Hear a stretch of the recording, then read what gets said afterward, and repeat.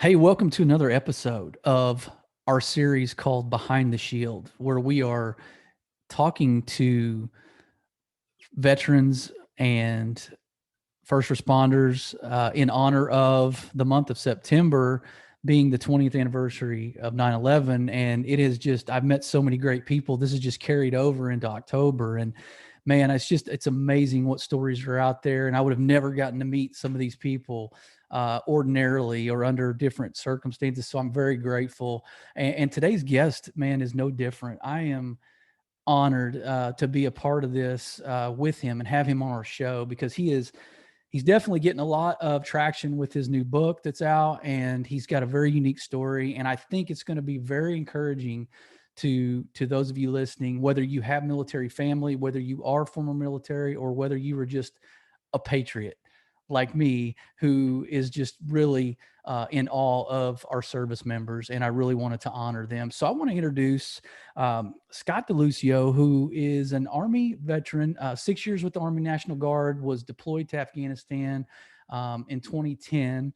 He and his brother both were simultaneously deployed. And what makes Scott's story unique and tragic at the same time is his brother did not make it home, was killed in action. And Scott is part of his Gold Star family who has been coping. There's not even a big enough word really for having to undergo that type of circumstance. And, he felt compelled to share the story, to help other veterans, to help families, and published a book called Surviving Son. An Afghanistan war veteran reveals his nightmare of becoming a Gold Star brother. And man, I can't even imagine. He's got a podcast as well now where he's just really trying to invest in that the veteran population who we all know deal with PTSD, deal with just issues from wartime and loss and just tragedy. But man, I can't wait to dig into this story. Scott, man, formally welcome to the show, man. Hey, thanks for having me, John. I really appreciate the opportunity to be on your show and to share my story with your audience. Yeah, man. I mean, it's definitely something that you don't come across every day. Not only having a brother go with you and you guys be deployed, together but just kind of the circumstances that kind of transpired and you coming back and just, him being lost in action. I mean, I can't even think of a better way to start other than just, man, talk about just what you dealt with in those early days, weeks, months, and you and your family, and just what when you came home, what you were dealing with. Oh man, there's a lot to unpack there. Mm-hmm. But when I first found out about my brother being killed, it was one of those things that just did not. It was not a possibility to me. Before my commanding officer told me that he had been killed, it wasn't a possibility. And I think the reason why was because if I thought for a second that he would either be injured or killed in the line of duty, I would have been unable to do my job. I would have been so focused on him. So I think I had to sort of put that out of my mind and just make it be like, you know what, he's going to be fine. He had previously served in Iraq.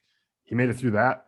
A lot of firefights and things like that over there, but he made it through that, so he should be fine here too. And he's not going to get hurt. He's not going to get killed. And when my commanding officer told me that his unit was ambushed and that he had gotten hit, I immediately started thinking, okay, well, all right, he got hit, but he's probably fine. And does he need a blood transfusion or just something like that? Like, get me to him, and I'll do what I can to help him. And it was just, I didn't even understand that he was killed. And after coming home, well, actually, let me go back. But shortly after finding out about my brother dying, my own unit got into a firefight as well, and I was in the middle of that too. And so it was just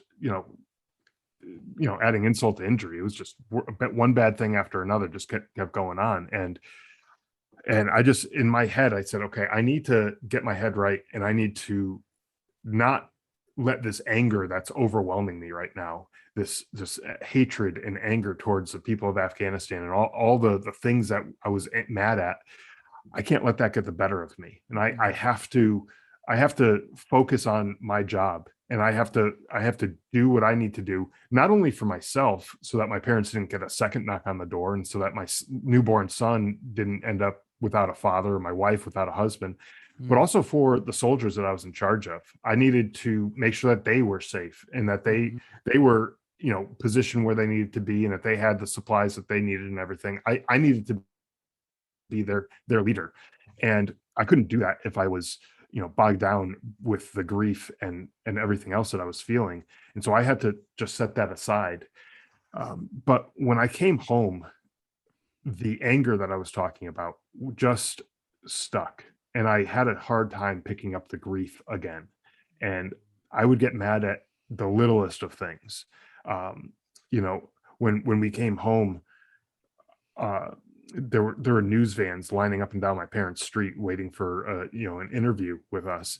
And I just hated the fact that they were there. I felt like they were vultures, that they were just looking to pick on any little piece of a story and everything like that. But it dawned on me that if we didn't tell the story, my brother's story, that they were going to run a story one way or the other. They could have just as easily gone to a grocery store parking lot and got a 30-second soundbite from some guy driving home with his groceries saying, "Oh, it's a tragedy," and whatever. Um, but it wouldn't have been my brother's story, and then the media would have closed the book, and that would have been it. And the story of my brother, it would have ended that day. And I wasn't about to let that happen. I wanted to keep telling my brother's story. And I know, various people in my family, they either want to just close off and not talk to anybody. Other people wanted to talk to everybody. And for me, it wasn't necessarily that I wanted to talk to anybody about it. I felt like I needed to. And as time went on, I had started jotting down some notes about what had taken place, places I was at, things I was feeling, and all that kind of stuff. And really, it wasn't to write this book that I ended up writing, but it was really just for my own memory. So I know, therapeutic too. Yeah. yeah, it's definitely therapeutic, but memory fades over time, and I wanted to make sure that my kids had, when they had questions about what I did in the war and what happened to their uncle and all that kind of stuff, I want to make sure I had the right answers, and not just like the way I remembered it 15, 20 years later. And so I ended up using some of those notes all these years later to write this book.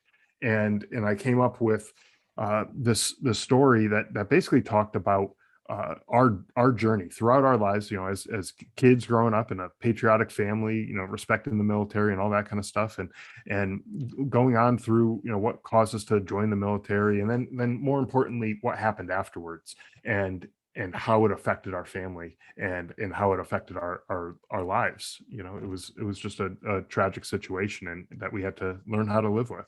Yeah. Yeah. Well, so you mentioned that briefly about you guys. What was the reason you guys joined the military? What was behind that? Did you come from a long line of pedigree that were in the military, or was there another motivator? My grandfather, on my dad's side, he was in the Navy during World War II. He was at Iwo Jima, and he was in the Philippines and places like that. And so he served during that time period. My other grandfather he grew up in Poland during World War II, and we all know how that turned out for the people of Poland. Not very good. So he had a really rough life growing up. They didn't come from much money, but they ended up getting captured by the Nazis and being forced into various labor type situations, and it just was not a good situation. So when my parents were younger, they had missed the Vietnam War by probably about a year or two. When the draft ended, they were about 17 or so when the draft ended, and so they never ended up serving, but they knew a lot of people who did, people that they went to school with, and people in their neighborhood and whatnot that went overseas to Vietnam and either didn't come back at all, or came back different. And so they were aware of the dangers that kind of came with military service. But they were extremely proud of my brother and I for making the decision to serve. Um, when 9/11 happened, I was in college. I was a sophomore in college, and I had considered just dropping out of school right then and there. And my brother was in high school, and I think he almost wanted to drop out of high school too, but he Yeah. knew he needed to stick in. But I decided to stay in college, get my degree, and if the war was still going on after a couple of years, I'd reconsider it at that point. In 2004, my brother started going to Norwich University, which is a military college up in Vermont, and he met a guy up there who was in the National Guard, the Vermont Army National Guard, and he found out a little bit more about that and found out that that seems like a good thing for him to do, was to join the National Guard. So he did. So he joined the National Guard while he was in college, and I was extremely proud of him. I talk about sometimes with other people that we were almost like idolizing soldiers and stuff. We Yeah. those were our superheroes growing up. Yeah. It wasn't Superman or whatever. It was the military and first responders and stuff. That's who we looked up to. And then all of a sudden my kid brother is now one of these people. I'm like, oh my gosh, this is amazing. And a few months later, I started hearing these reports in the news that the military was struggling to meet their recruiting numbers in 2005, and that just ate me up. It just got under my skin. Like, what happened to all those people back right after 9/11 who were ready to move mountains to go back and fight against this enemy? Where are all those people? And then I had a good long hard look in the mirror, and it said, you know what? I am those people. I was that pissed off back then, and I wanted to do that, and I still haven't done anything about it. And so now I'm like, okay, well, I need to do something about it. I'm young enough, I'm fit enough. Why not me? And so that's why I joined, was because I wanted to do something. I knew our country needed the soldiers, needed the manpower, and so I said, well, you know what? Why not? Let me do it. Yeah. Yeah. And I mean, why not be the superheroes that you guys grew up idolizing, right? I mean, why not step Right. into those shoes? And little did you know kind of what was ahead of you. But man, as you started putting those thoughts together and started writing that book, and did you feel like it was helping you? And I hate the word cope, because you never fully heal from something that you guys like this that you went through. But as you're putting it together, and then after publishing it, did you feel like it maybe patched up a few of those open wounds, or maybe even just kind of helped with some of the hemorrhaging emotionally that you were going through? And if so, how? Yeah, it was definitely a therapeutic process for me. When I first started writing about the time when my brother was killed, and like all of the Mm. things that went on, it was hard emotionally. It was difficult to write about that, and I found myself jumping to other parts of the story, and I was like, oh, you know what, I'm going to go write about that instead, and just procrastination, just Not ready avoiding for it. And that yet. I'll be ready I for that just later. Yeah. exactly. But then one day I was like, I just need to rip off this band-aid and Mm. just do it and just write Mm. about it. And I tell you what, as soon as I did, it was like this big weight was just lifted off my shoulders. And it wasn't like I was carrying around this burden of this story that I knew and I had in the back of my head. And and I've told the story out loud verbally. I've talked about it on my podcast. I've talked Mm. about it to other people before, but there's just something about it, just getting it down in words and kind of perfecting how the story was being told. Because I can fumble through, saying a story just as Sure. easily as anybody else, but Sure. getting it out there in words and just really making sure that the story was being told and that it was being done justice. It just something about it just lifted this weight off my shoulders.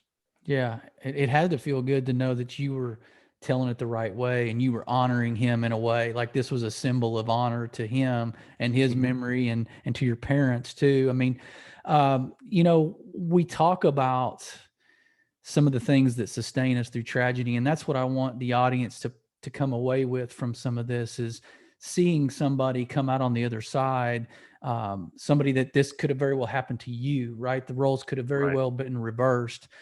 So what sustained you when you got home? You kind of processed through the book and some of the details of losing your brother. what sustained you, through that spiritually, emotionally? What do you feel like was your anchor in that time? You know, I had my faith was really tested, during this time. It was something that I was starting to question things, Mm-hmm. especially the day that my brother was killed. He Mm-hmm. was 25 years old when he died, and I just couldn't imagine, like, why something like this happening to such a good person at such a young age. And I remember the day he was killed. Later on that night, I was in a shower stall in Afghanistan, and I remember just saying out loud, "Why, Stephen? Why?" And it wasn't like I was talking to him, like I was delusional, like he was standing there, or, Yeah. or anything like that. But I was calling out to God, really, and I was saying, "Why? Why did he have to take my brother at Mm-hmm. such a young age? Why did he have to do this to him? Why him and not anybody else? Why him and not me? Mm-hmm. What? Just why?" And I had this moment, this moment of clarity and calm kind of came over me, and I realized that there's no answer that God or anybody could give me that would be something that I would be okay with. Like, I'm not going to, if he was to say, "Oh, well, he was sacrificed so that, this X, Y, and Z could happen," I would be like, "Well, so what? I don't want that to happen. I want him back." And so this moment of clarity was that I just had to be okay with whatever the reason was. I knew that God's plan was good. For my upbringing, I learned about God and his plan for us, and that he always has, the best intentions. And I just had to be okay with that. And it was, strangely calming, to think about this way. Mm-hmm. Um, and after I got home, I did struggle a lot with the anger issues that I had, and the PTSD and depression, and drinking too much, and all these things that are unfortunately all too common with Yeah. people who are coming out of a Yeah. deployment and coming out of traumatic situations like this. Um, and I had times where I kind of forgot about that moment of clarity, but then I come back to that, and I just have to just remind myself that I have to just be okay with it, and that I'm on the path that I should be on, that all of our lives are kind of taking the right trajectory, and we'll be better off if we just trust in his plan. And so that's what I've had to do, throughout the years, is just kind of continuously remind myself that I can't lean into my own understanding. I have to lean into his understanding of Yeah, the but you took the situation. words out of my mouth. I was about to say, when you stand on a truth that is what God says in his word, you stand on it, but at the same time, in certain moments, it doesn't always make it digestible. And that scripture that you just said came to me: lean not on your own understanding, right? And trust him in all Right. your ways. And he'll make your path, he'll direct your path. And that isn't always easy to conceptualize and internalize to where it's healing for you, right? You still got to deal with some of the flood of those emotions and that anger, like you said, and depression. Like, that's almost inevitable. But it sounds like somehow you stayed on that foundation, and even though you got knocked around a little bit, sounds like you always came back to that center, right? Right. And you know what? It's almost like, if you ever watch one of those kind of funny videos where someone's standing on the beach and a big wave comes and knocks them Yeah. over and stuff, it's kind of funny, but it's almost like that, where you get a wave that comes and knocks you over, and I mean, you get back up and you stand. Yeah. It's not like you just like let the wave sweep you out to sea. You got to get back up, and if where you need to be is on top of that rock or that cliff, or whatever it is, Hmm. you get back up there, and that's where you go. Yeah. There may be another wave coming right after that one, but you get back up to where you need to be, and you weather the storm Yeah. as best as you can, Yeah. and that's kind of how I see it. Yeah, no, that's good. That's good. And that was for somebody. I think somebody going through, and they can fill in the blank with whatever their particular wound is, or their tragedy is. And I know there's guys, that came back that maybe not a blood relative they lost, but some people that they felt were as close as a brother, sometimes that come back and they've lost them, and that guilt that comes with it, and just some of that, why not me, why them. And man, as you're writing this book, I felt compelled to ask you, like, what about that story were you most compelled to tell? Like, what was kind of a light bulb moment as you're writing this process of putting this story together and telling his story? Like, what about it stood out to you, like, as being that one thing you wanted to kind of land the plane for the readers? Like, what was that one takeaway? And I'm sure there's many, but did you have like something go off in you that you're like, this is really the crux of what I want someone to benefit from? Yeah, when I first started writing the book, I had the idea of writing this self-help book kind of thing, and all that. And then I was like, you know what? I don't even have my own stuff together. So how am I going to write a self-help book? Yeah. But I did want it to be helpful. I wanted people to take away, that there is hope for you, that there is, a uh, a purpose and a meaning behind everything, and that, you know I've said this to other people before, that you didn't come this far just to come this far. You've gone through some terrible things. Some people, you've experienced these tragedies. Your your career, your family, your friends, whatever. There's been some suffering there, but you didn't experience that suffering just for the sake of experience that suffering and just to come this far and then quit.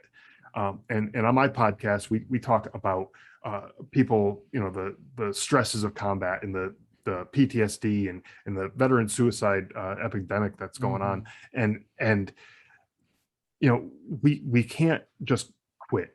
There's more out there, and I want people to look at me and my situation, and as tragic of a situation as it was, and say, you know what, if he can make it through this, and albeit, not necessarily an easy way through, but if he made it through and he's gotten to a place where he's now able to go out and help other people, then why can't I do that too? Maybe you're not out helping other people every single day, but you're out there, and you're making a difference in your community, in your family, in your church or your school or your job or whatever it is. You're out there and you're doing something to make a difference. And let me tell you, if you think that you've tried everything, if you think you've worked through as many of the problems as you can, but you're still suffering and struggling, you haven't. There's so many people out there who are looking to help you. And so, one of the big takeaways is I wanted people to know that there are people out there that can help them, and that there are healthy ways to deal with the things that they're struggling with, and learn. I mean, quite frankly, learn from my mistakes. I made plenty of them. Sure. And so, yeah, I mean, your podcast obviously is helping tell that story on behalf of other veterans and pouring into them. Did you have a vision for that podcast when you originally set out to do it? Was it pretty black and white of, I just want to get it out there that these are people struggling, or these are people who have overcome, or what was your vision of the podcast? Was it similar to the book, or did you have kind of a different direction you wanted to take it? I started writing the book right around the same time as the podcast. So I think they were sort of linked in a way. But when I started the podcast, I'll admit right now that I didn't have a clue what I was doing. As far as the technology side or anything like that. Preaching to the choir, buddy. Preaching to the choir on that one. I think I've talked to so many other podcast hosts who didn't have a clue either, and we're still here. I'm over 2 years now into doing it, and I'm loving it. So, but the goal for me was to help people. I personally knew several veterans who I served with, and they took their own lives to PTSD or whatever the issues were that they were dealing with, and that just was not okay with me. I mean, one is too many, but when you start adding up these numbers, and then when you realize just how big of a problem some of the mental health issues are amongst the veteran community, I said, you know what, there's a lot being done, but more needs to be done.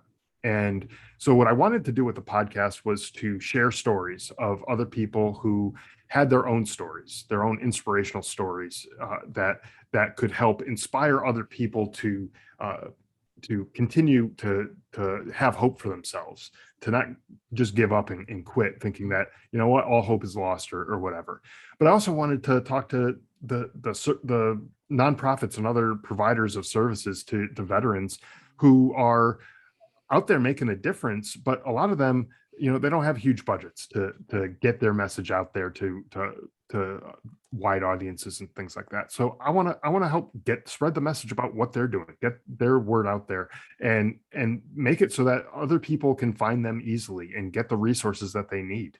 A lot of people, talk about the VA, and they're not doing enough for the veterans and everything, and they're doing the best they can with the resources that they have available. It's a government bureaucracy like just about anything, and it is what it is. And so, if you don't want to use the VA, you want to go someplace else, there are so many other organizations out there who are just asking to help veterans and get them the help that they need.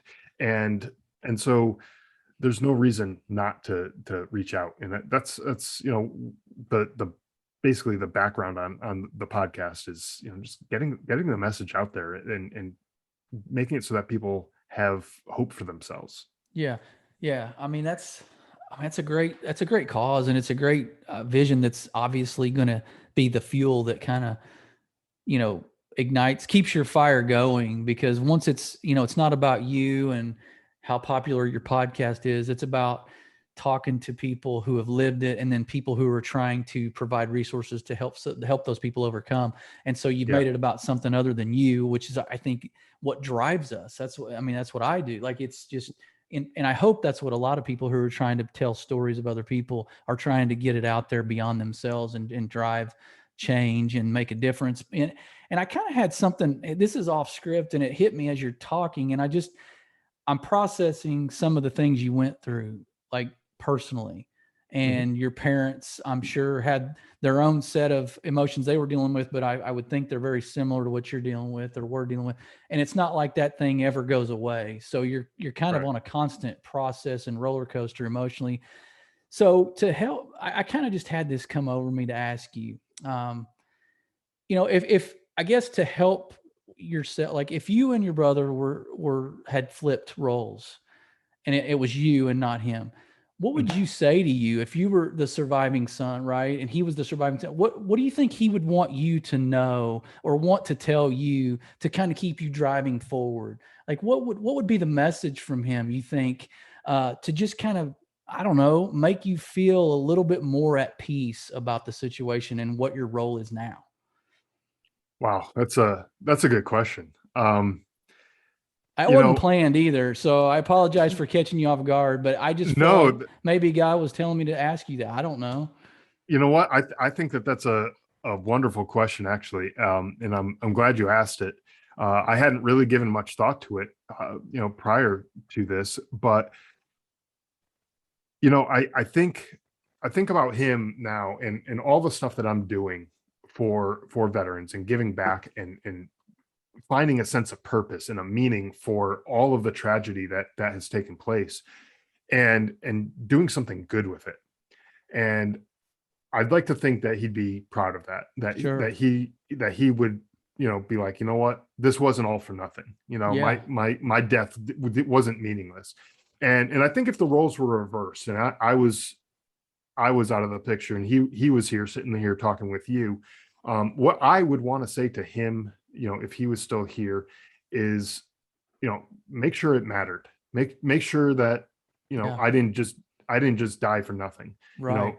Obviously make sure the family's taken care of, my wife and my son and the parents and everyone else in the family. Make sure that they're taken care of, but make this mean something. That make it meaningful. And I pray that I'm doing it justice right now, as far as, making his sacrifice meaningful and not letting it be for nothing. Yeah, and a great answer. I mean, on the spot, you weren't planning that. I wasn't planning that, but I mean, that was powerful. And it kind of alludes to this other thing that, with the withdrawal in Afghanistan, a lot of the Gold Star families might be thinking, was that for nothing? Like, was all Right. that tragedy and loss, in vain? Or so along the lines of what you just talked about, would you say to those families, hey, it was worthy. It still is. It was honorable. It still is. It was not a waste. I mean, what would you say in your words? Yeah, I mean, there's no sugarcoating what took place over there. I mean, Mm-hmm. it was botched. It was not well done. Mm-hmm. But when you look at someone who died at any point during the 20 years that we were over there in Afghanistan, uh, and you look at them and say, okay, well, maybe their sacrifice was all for nothing, and I just can't wrap my head around that, and I just can't imagine that it was for nothing. We did a lot of good over there by taking the fight over there to the enemy and Yeah. preventing another 9/11 kind of attack here at home. Mm-hmm. Uh, you know, for 20 years, we didn't have planes falling out of the sky and crashing into our buildings or into our fields or anything like that. We didn't have that.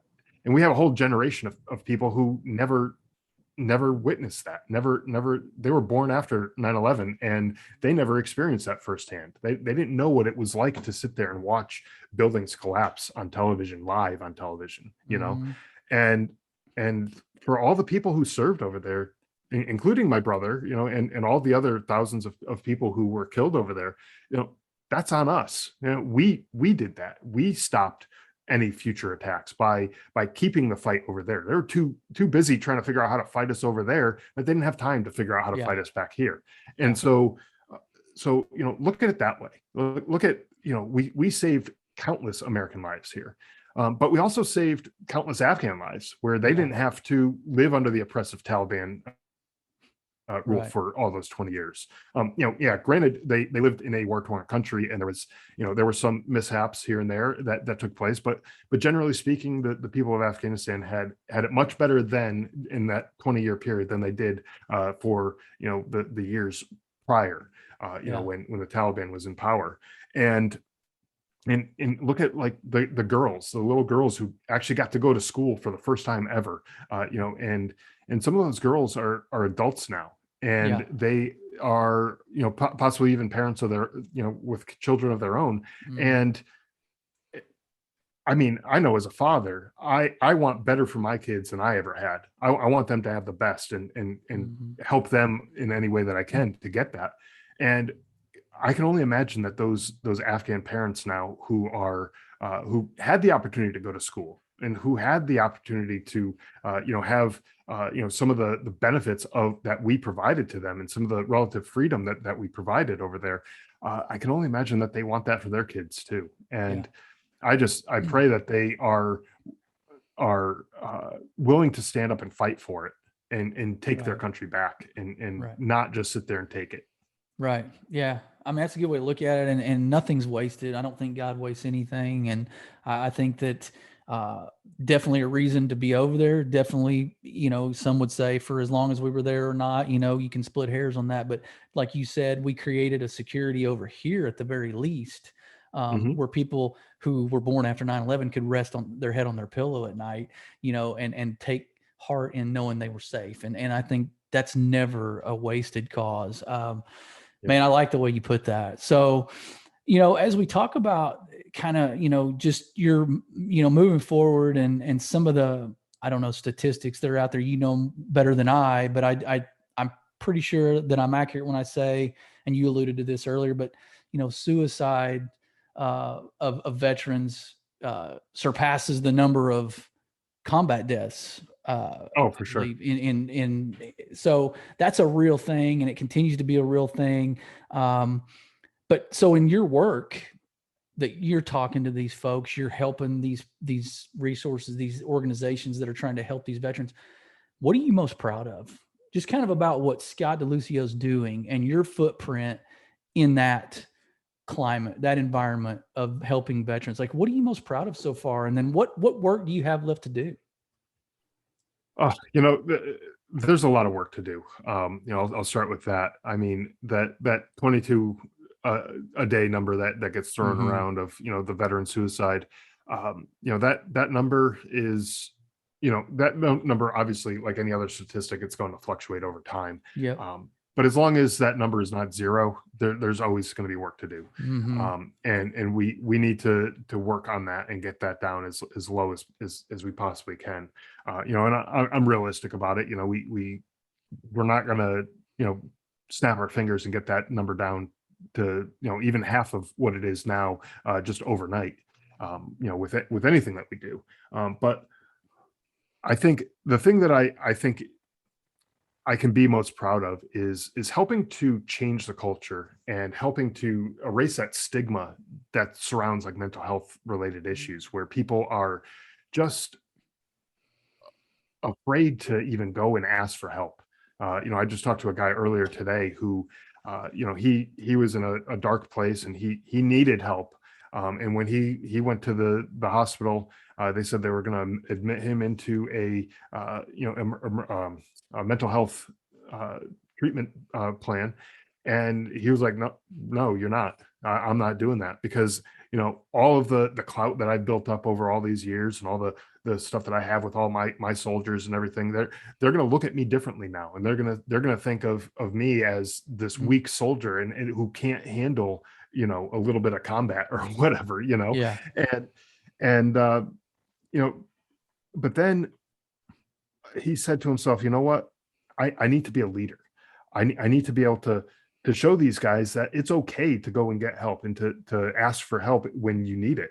And so what he did was he ended up telling his platoon sergeant to say, you know what, be truthful with these guys and let them know where I am and why I'm there. And that message to me was just super powerful, because Mm-hmm. it just went to show how good of a leader this guy was. He didn't care about the clout and all that other stuff. You can get that back later if he lost anything. But what he did was he showed the people who might be struggling in their own way in silence and not saying anything because they're afraid Mm-hmm. to. He showed them that there is a way to go and get help. And you know what? After he did that, after he went to go to that mental health treatment, um, he came back so much better. And he was a better soldier, a better leader, and a better, just all around better person. And so it just goes to show that, if we can erase that stigma and let people know that it's okay to go and get help. I mean, imagine how much stronger and more powerful our military and our society would be if we actually just take care of these things, Yeah. and nip that in the bud. Man, yeah, and I know there's a tall mountain to climb with Mhm. that, and I know it goes back to, some of it goes back to just the like you said, the stigma that military are just invincible and strong and tough, and they are, but I think that there's a pride factor that prevents them from getting the help that they need, and Right. it's easy for me to sit here and say all that because I'm not in those shoes, but hopefully enough guys like you and organizations out there are able to reach out and kind of wrap their arms around this group of veterans that do need the help. And hopefully we can see this number kind of deteriorate. Will it be zero ever? I don't know. But like you said, if it's one, it's too many. So, man, as we kind of close up shop a little bit on this conversation, I kind of want to get your thoughts on one other thing. Being in the civilian world over here, what's a misconception that non-military service members like me or just the general public, what's a misconception we have about soldiers that are overseas fighting on our behalf? Is there something that you wish we would all kind of understand about that soldier as a person and that cause that they're fighting for? Yeah, I think there's a couple things, and especially with regards to mental health. Um, Sometimes there's people who just think that all soldiers, anyone who served in combat, they're boom, instantly PTSD, no matter Mm-hmm. what, like just across the board, and they just have that assumption Mm-hmm. about that, and that's not true. I know Mm-hmm. plenty of people who do not have PTSD, and they served in combat, they served in the same places I did, Mm-hmm. and they didn't have to, they didn't have to deal with PTSD when they came home either. Um, but the other thing to the PTSD kind of point there is that sometimes people think that only soldiers, only people who were in combat, only people who were shot at or blown up or what have you, can experience PTSD, and that's not true either. PTSD can happen to just about anybody in a variety of situations. I mean, it's called post-traumatic stress disorder for a reason. You know, Yeah. it's the body's natural response to an unnatural situation, a very traumatic situation.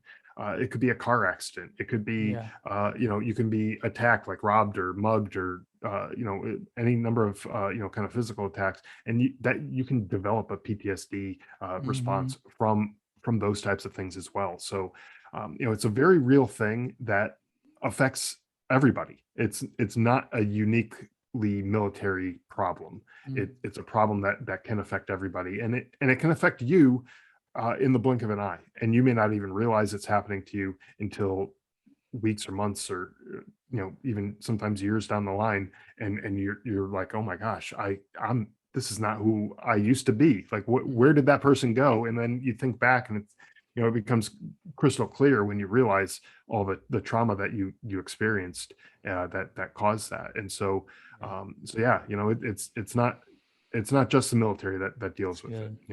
It's good. Yeah. I mean, I think there's probably a lot of other misconceptions that we have just because sure. we're not, as close to that situation that's going on overseas and some of the things the soldiers are dealing with. But I appreciate you sharing that.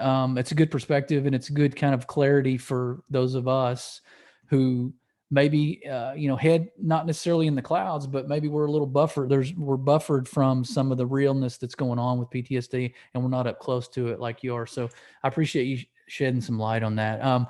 Man, tell the listeners for sure, like where we can find some of your resources, your book, your podcast, kind of your website, and maybe ways that we can kind of help get behind this cause for veterans.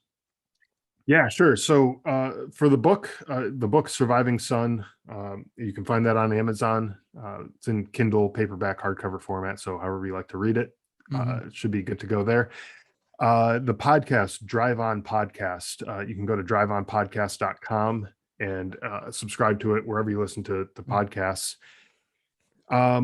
And as far as resources, on my podcast page, my website, I have a list of resources that are available for anyone who is struggling with mental health issues, substance abuse, any number of issues, even resources for Gold Star families who, anyone who's lost a loved one overseas in combat or whatever, there's resources for them there as well.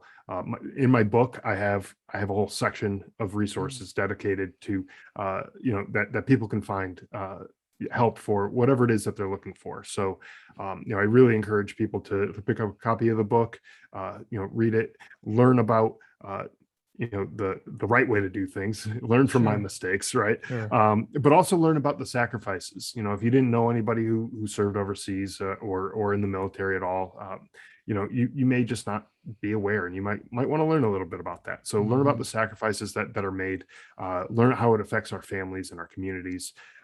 And yeah, I think that's about good. it. That's good. Hey, I mean, I appreciate you being on today. It's been an honor to hear your story. Thanks for being so transparent and authentic, because that really resonates. It resonates with me. I know it resonates with the listeners. So on behalf of them, thank you for coming on. Audience, this has been powerful. We're thankful to have guests like Scott come on. And so I hope you can go out and get his resources, support the veterans on any sort of platform that you can find. The PTSD for sure is a hot button right now for sure. And there's plenty of people suffering from that. So we can really all do our part. But until next time, he's been Scott Deluzio. We've been Last in Line. Be blessed.